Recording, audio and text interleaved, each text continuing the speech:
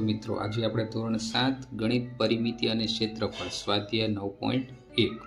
તો આમાં પરિમિતિ એટલે શું થશે? બધી બાજુનો સરવાળો, અને ક્ષેત્રફળ એટલે અંદરનો ભાગ. તો સમાંતર બાજુ ચતુષ્કોણનું ક્ષેત્રફળનું સૂત્ર શું થશે? આધાર ગુણ્યા ઊંચાઈ.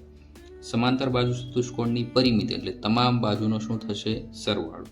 બાકી એક આવશે તમારે ત્રિકોણનું ક્ષેત્રફળ બરાબર 1/2 પાયો ગુણ્યા વેધ, અથવા તમે પાયો ગુણ્યા વેધની જગ્યાએ આધાર ગુણ્યા ઊંચાઈ પણ લખી શકો. તો 1/2 સમાંતર બાજુ ચતુષ્કોણનું ક્ષેત્રફળ, કેમ કે પાયો ગુણ્યા વેધ એટલે શું થશે? આધાર ગુણ્યા ઊંચાઈ. આ સિવાય 1/2 પાયો ગુણ્યા ઊંચાઈ પણ લખી શકો, 1/2 આધાર ગુણ્યા ઊંચાઈ પણ લખી શકો. હવે પહેલો દાખલો છે, નીચેના દરેક સમાંતર બાજુ ચતુષ્કોણના ક્ષેત્રફળ શોધો. તમને અહીં આકૃતિ આપી છે, સમાંતર બાજુ ચતુષ્કોણ આપેલો છે. તો તમને આધાર કેટલો આપ્યો છે? 7 સેમી. તો આધાર માટે આપણે આધાર લખી નાખશું. આધારને શેના વડે દર્શાવશું? આપણે બી વડે. અને ઊંચાઈ કેટલી આપી છે? 4 સેમી. તો ઊંચાઈ h બરાબર 4 સેમી, આધાર 7 સેમી. હવે આપણે લખશું સમાંતર બાજુ ચતુષ્કોણનું ક્ષેત્રફળ બરાબર શું છે? આધાર ગુણ્યા ઊંચાઈ. તો આધાર આપણો કેટલો છે? 7 સેમી. ઊંચાઈ કેટલી છે? 4 સેમી. તો 7 ચોક કેટલા થશે? 28 સેમી સ્ક્વેર. તો આપણું આ શું થયું? સમાંતર બાજુ ચતુષ્કોણનું ક્ષેત્રફળ 28 સેમી સ્ક્વેર આવી ગયું. આકૃતિ બી માં શું કીધું છે તમને? જો આધાર 5 સેમી આપી, ઊંચાઈ કેટલી આપી છે? 3 સેમી. તો આપણે લખશું આધાર બી બરાબર 5 સેમી, ઊંચાઈ h બરાબર કેટલી આપી છે આપણને? 3 સેમી. હવે આપણે આમાં સમાંતર બાજુ ચતુષ્કોણનું ક્ષેત્રફળ ગોતવાનું, એટલે આપણે સૂત્ર લખશું સમાંતર બાજુ ચતુષ્કોણનું ક્ષેત્રફળ બરાબર આપણું સૂત્ર શું છે? આધાર ગુણ્યા ઊંચાઈ, અથવા તમે શું લખશો? બી ગુણ્યા h. હવે આધાર કેટલો આપ્યો છે આપણે અહીંયા? 5 સેમી. ઊંચાઈ કેટલી આપી છે? 3 સેમી. તો 5 તેરી 15 સેમી સ્ક્વેર. તો એ આપણું શું થયું? સમાંતર બાજુ ચતુષ્કોણનું ક્ષેત્રફળ આવ્યું 15 સેમી સ્ક્વેર. આકૃતિ સી માં શું આપ્યું છે તમને? આધાર કેટલો આપ્યો છે? 2.5 સેમી. તો આપણે લખશું આધારને શેના વડે દર્શાવ્યું? આપણે બી વડે. તો એ કેટલું આપ્યું છે? 2.5 સેમી. ઊંચાઈ કેટલી આપી છે તમને? ઊંચાઈ h બરાબર 3.5 સેમી. તો અહીં લખશું આપણે સમાંતર બાજુ ચતુષ્કોણનું ક્ષેત્રફળ બરાબર આધાર ગુણ્યા શું થશે? ઊંચાઈ. આધાર કેટલો છે આપણો? 2.5. ઊંચાઈ કેટલી છે? 3.5. તો આપણે શું કરશું? અહીંયા 2.5 અને 3.5 બંનેનો શું કરશું? ગુણાકાર. બંનેનો ગુણાકાર તમને કેટલો મળશે? 8.5 સેમી સ્ક્વેર. આકૃતિ ડી એમાં તમને શું આપી છે? આધાર કેટલો આપ્યો છે? 5 સેમી. તો આપણે લખશું આધાર બી બરાબર 5 સેમી. ઊંચાઈ કેટલી આપી છે તમને? 4.8 સેમી. 4.8 સેમી. હવે આપણે સૂત્ર લખશું સમાંતર બાજુ ચતુષ્કોણનું ક્ષેત્રફળ બરાબર બી ગુણ્યા h. આપણે આ શોર્ટમાં લખ્યું આધાર ગુણ્યા ઊંચાઈ. હવે આધાર કેટલો આપ્યો છે અમને? 5. અને ઊંચાઈ કેટલી આપી? 4.8. તો આપણે આ 4.8 ની જગ્યાએ લખી શકશું 5 ગુણ્યા પોઈન્ટ પછી એક આંકડો, એટલે છેદમાં કેટલા લખશું આપણે? 10. 10 ની જગ્યાએ શું લખશું આપણે? 5 ગુણ્યા 2. તો 5 ઉડી ગયા. 48 ની જગ્યાએ શું લખી શકીએ આપણે? 24 ગુણ્યા 2. તો 2 ઉડી ગયા. તો શું આન્સર આપણો? 24. તો 24 સેમી સ્ક્વેર. તો સમાંતર બાજુ ચતુષ્કોણનું ક્ષેત્રફળ બરાબર 24 સેમી સ્ક્વેર. ત્યાર પછી આકૃતિ ઈ. તો આમાં તમને આધાર કેટલો આપ્યો છે? આધાર 2 સેમી. આધાર બરાબર 2 સેમી.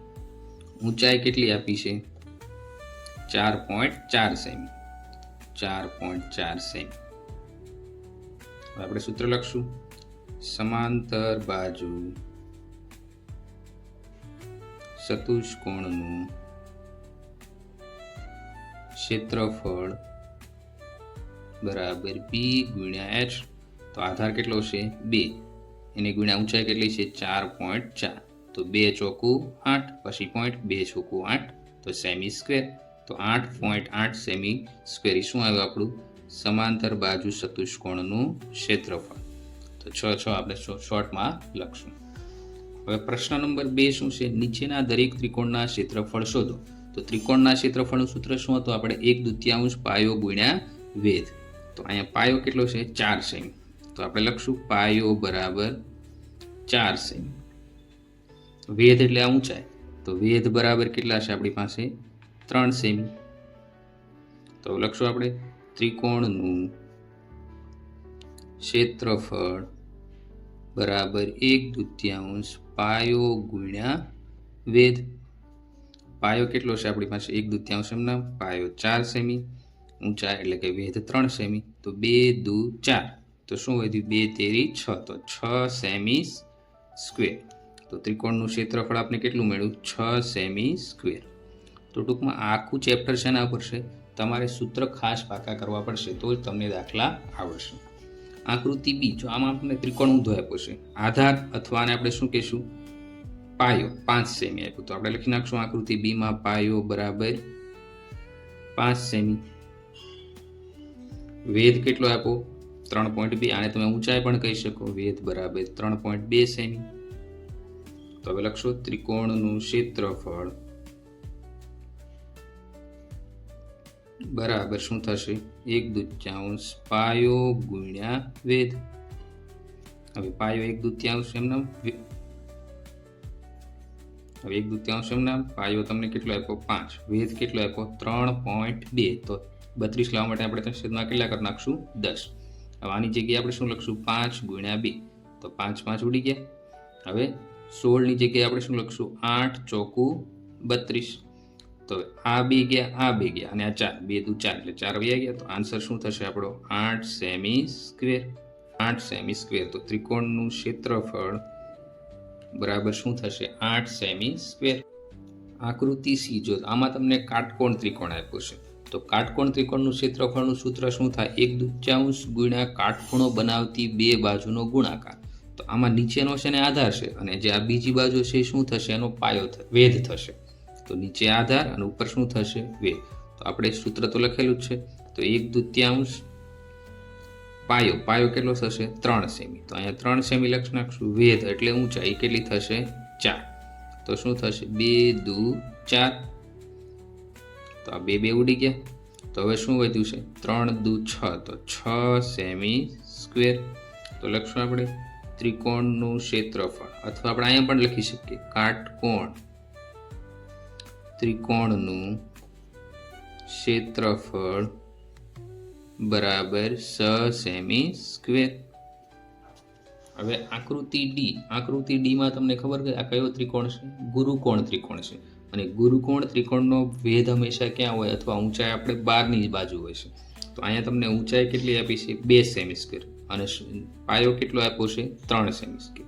તો આ પણ એક પ્રકારનો ત્રિકોણ જ છે. તો આપણે સૂત્ર લખશું ત્રિકોણનું ક્ષેત્રફળ બરાબર 1/2 પાયો ગુણ્યા વેધ.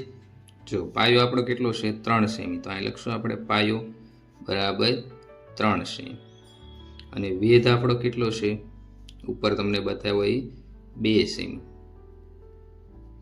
તો હવે સૂત્રમાં આપણે કિંમત મૂકશું 1/2 પાયો 3 સેમી અને વેધ 2 સેમી.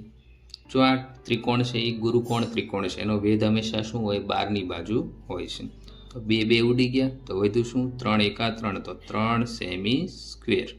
તો આપણે લખશું ત્રિકોણનું ક્ષેત્રફળ બરાબર 3 સેમી સ્ક્વેર.